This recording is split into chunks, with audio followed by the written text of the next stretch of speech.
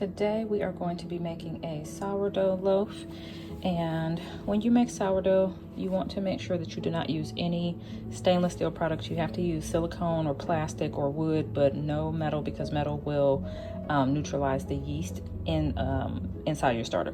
So what you want to do is you want to have a digital scale, nice clean bowl, plastic or glass. The first thing that we are going to put in here is our starter, and I already have it set to mLs. So for the starter, this is my starter here, nice and bubbly and happy. To this bowl we are going to put 120 mLs of starter.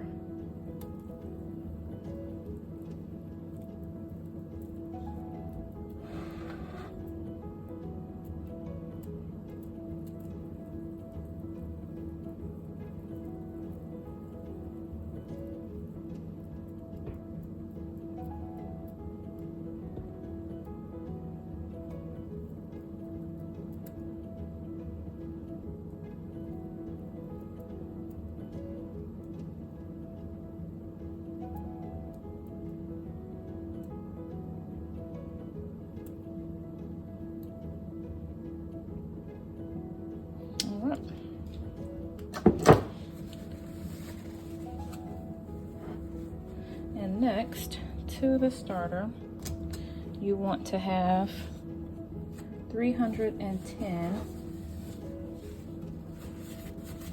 mLs of 90-degree water. So here is our sterile water or distilled water.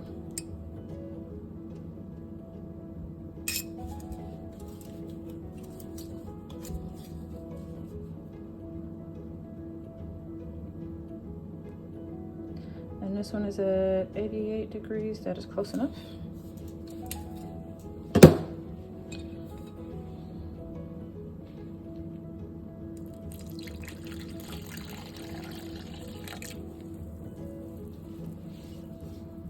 All right, and now that you have your starter and your water, you want to take a whisk, a non-metal whisk.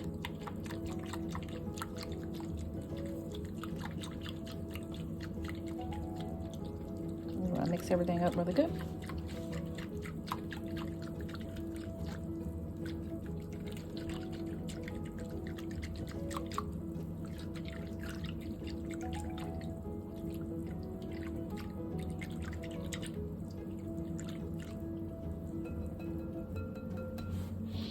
All right, and then to this mixture you are going to add your flour. So you want to tear the scale out. You want to switch it to grams. All right, and we are going to add 500 grams of bread flour. You don't want to use regular flour, you want to use bread flour. I guess you can use whatever other flour. If you find a recipe that says you can use a different type, I'm using bread flour.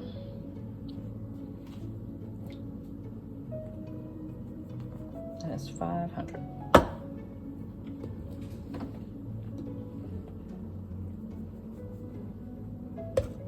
I'm at 234, 335,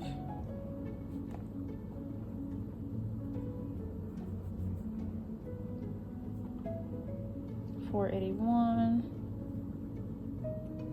501.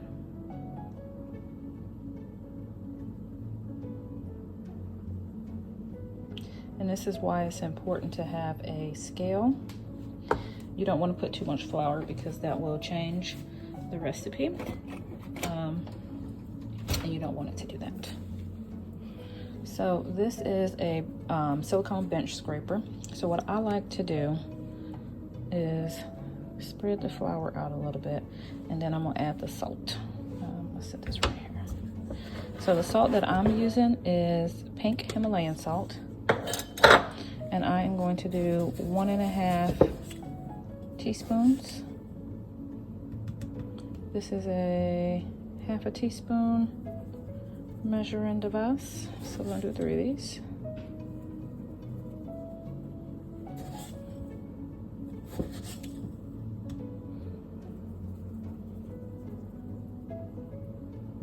So 1.5 teaspoons of pink Himalayan salt. We have our bread flour, and we have our starter. So with this same one, you want to mix that around in the flour. And then I like to incorporate the water in.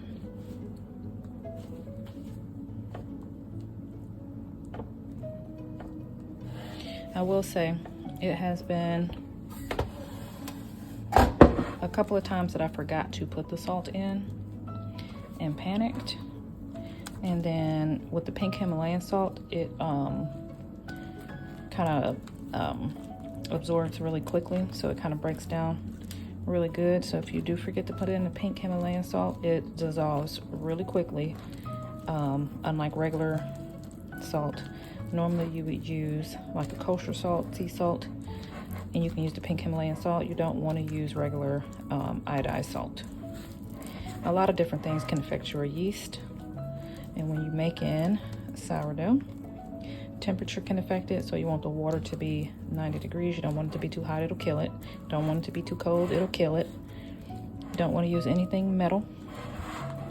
It will neutralize it, and you don't want to waste all these ingredients. So you kind of want to get it right. And that's why it's important to write down a recipe so that you can have it.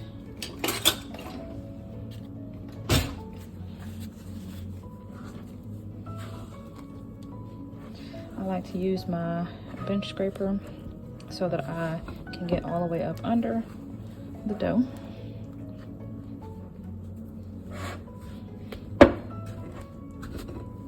And make sure that the flour is getting to it.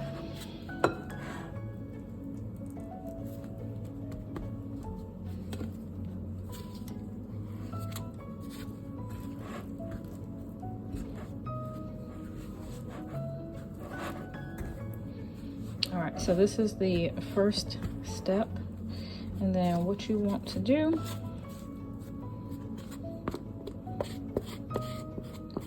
after you get everything back in there, this is going to sit. All right, so this is going to sit for 1 hour. 1 hour right here on the counter.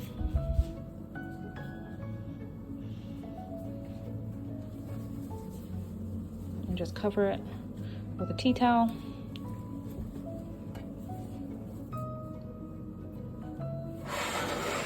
Let that sit under some light while I clean up. That will sit there for an hour. All right, so for this next step, we are going to do the stretch and folds. You want to get distilled water.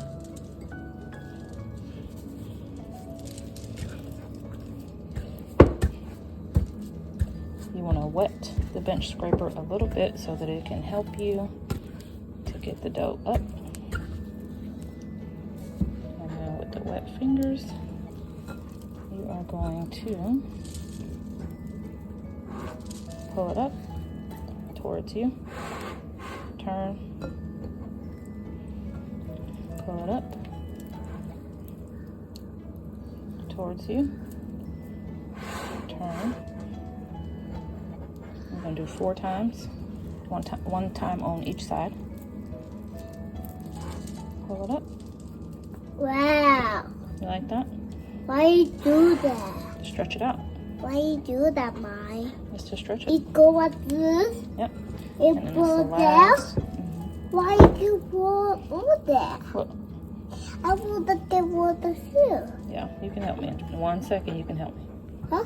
You can help me in just a second. Huh?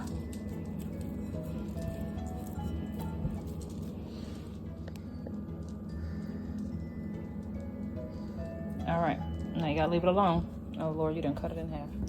All right, so once you complete that series of folds, you have folded it north, south, east, west, basically 1 time on each side. You wanna do this 20 to 30 minutes apart, 3 to 4 times. So that was the first stretch and fold. So now I am going to cover this with my tea towel.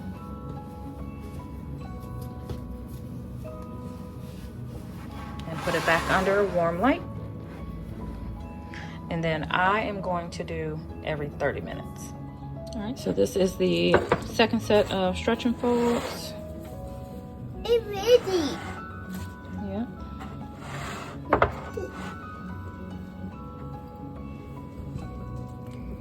I have bubbles here. That's why you gotta have nice clean hands. I broke my head. Yes, you did.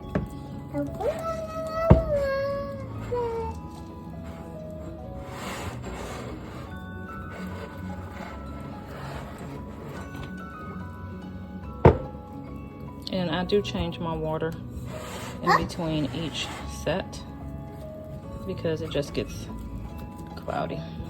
Nobody. There's somebody over here. Mommy. Excuse me, ma'am. I need a little bit. Mommy. And I definitely made her scrub her hands before she came in here with me. And I actually washed them for her because her washing is not real. All right, last one. And this is why you want the bench scraper, because I like for all of it. Can you put some water on here? Huh? Put some water right there. Thank you.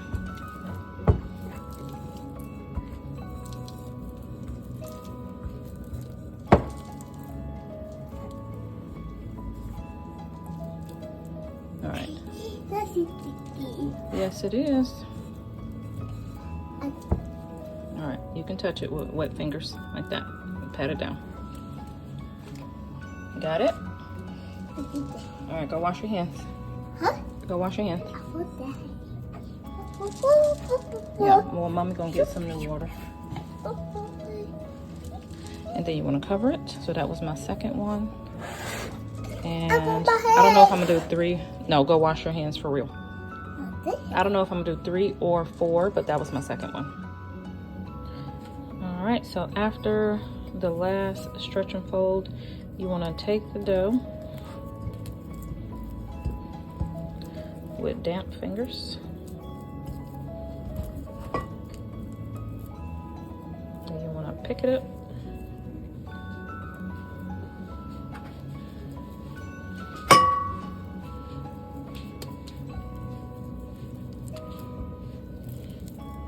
Work it into a bowl.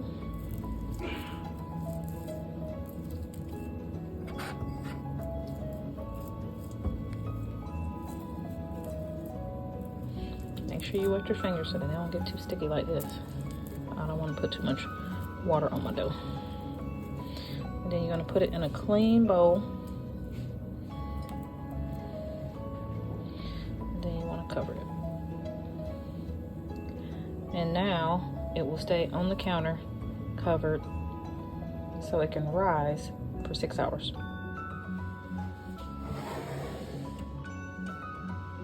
All right, so for this next step, you want to create a floured surface. And I like to use my silicone baking mat. And I just take my flour duster, cover the surface, rub it around.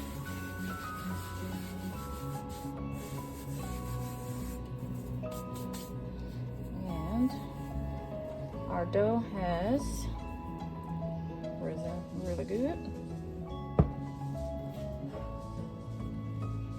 Let me see. Get some wet fingertips. All right, we're gonna do wet fingertips and a spatula. Now I did put oil.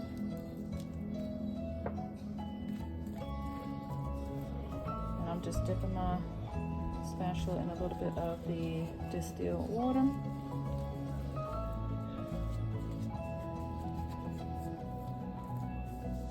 Let's see if we can get it out.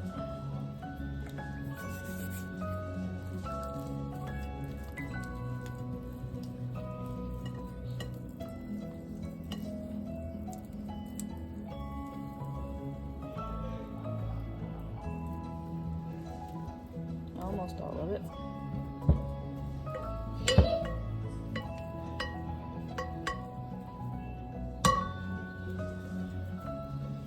Alright, on to the normally goes a lot better, but that's all right.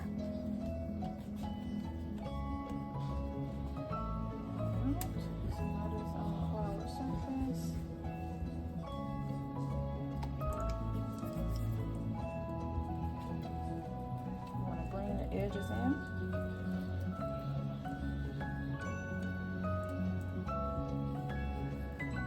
Like a little purse.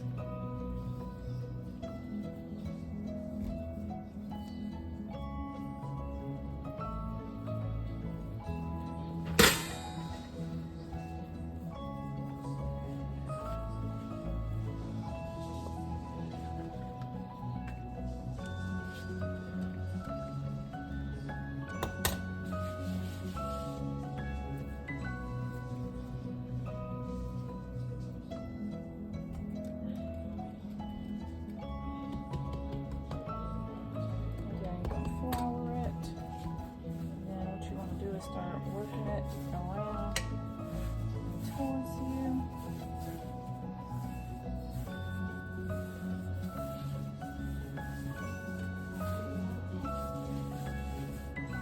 Nice and smooth. Get some of this out. All right, so here is when you want to shape the bread. You are going to shape the bread and prepare it for the oven. So you want to add enough flour in your area for the bread to sit on and slide towards you. And you want to keep rotating the bread, rotate it, pull it towards you, rotate it, pull it towards you. So you want to put it out, drag it back, pull it out, drag it back. And what that does is that tucks it under and kind of seams, closes the seam of the bread. And it helps to shape it up and form it out. And if it gets sticky, just do like I did, just put a little extra flour for the loaf to be nice and smooth. And you just want to do this until you get a good sized ball. All right, and with nice clean hands, you are going to put your towel in the bowl.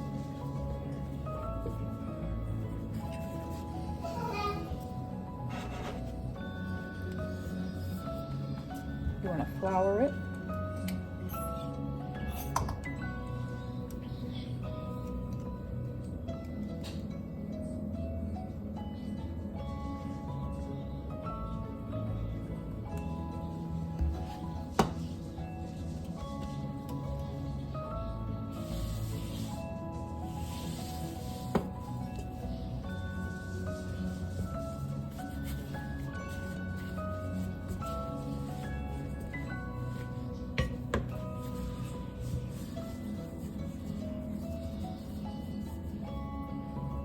And then you want to put it pretty side down.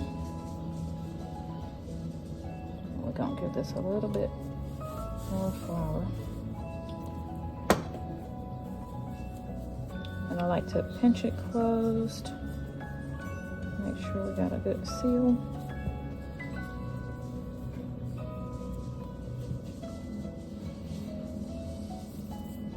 And then you can put it in the refrigerator up to 18 hours.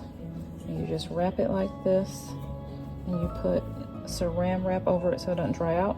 Or you can just put this in the refrigerator for an hour while you warm up the Dutch oven for an hour. And that's what I'm gonna do. I'm gonna cook mine right away without doing the refrigerator rise. So we are going to preheat the oven with the Dutch oven inside for 1 full hour. All right, so we are going to put this Dutch oven in the oven. This will be in the oven for 1 hour at 500 degrees. Okay, so this is 1 hour later. I have preheated the oven and the Dutch oven for 1 hour. While those were preheating at the same time, my sourdough loaf was in the refrigerator. So that gives it time to rise a little bit and for it to firm up. So what I'm gonna do now is I'm just gonna put parchment paper over the bowl. I'm gonna flip it upside down. So now when I take the bowl and the towel off, the loaf will be right side up. And then I'm going to take that towel off. I'm going to open the oven, take out the Dutch oven. Be very careful because the oven is at 500 degrees. And so is that Dutch oven. So you want to make sure that you have enough protection for your hands. And I am going to take some scissors. You have to score your sourdough so that it can breathe and not pop open. So you'll see that I'm just going to use regular kitchen food scissors and cut a little design.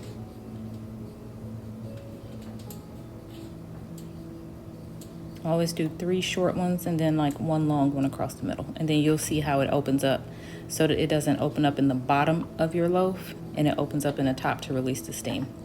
So now I am going to take the Dutch oven out, and you see I am using silicone mitts, but I'm also using towels folded twice because that is how hot it gets. And I move quickly because the heat will still come through all of that with no problem.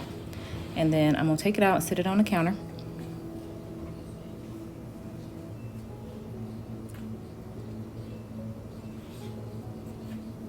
I always have my cork trivets waiting. I have 3 for the bottom of the Dutch oven and then the 2 on the stove. Those are for the lid. You see all those burn marks? That's how hot it is. All right. So protect yourself from the Dutch oven, protect yourself from the lid. You want to drop the sourdough loaf down into the hot Dutch oven. Do not touch the sides or your wrists will hate you. And then you are going to put all your gloves and everything back on, and you want to put the lid back on.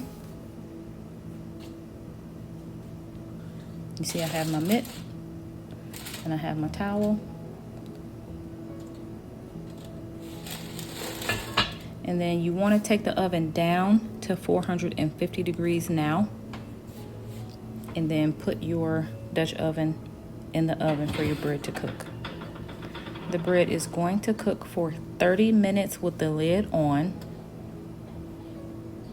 You take it out, sit it on the counter just like this. You remove the lid, you stick it back in for 15 minutes with no lid.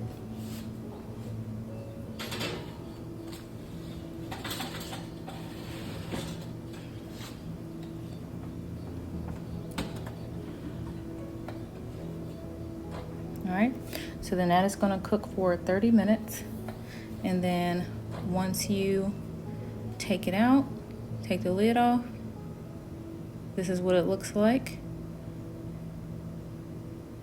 at the 30-minute mark. And then this is 15 minutes later. Have fun. Happy baking.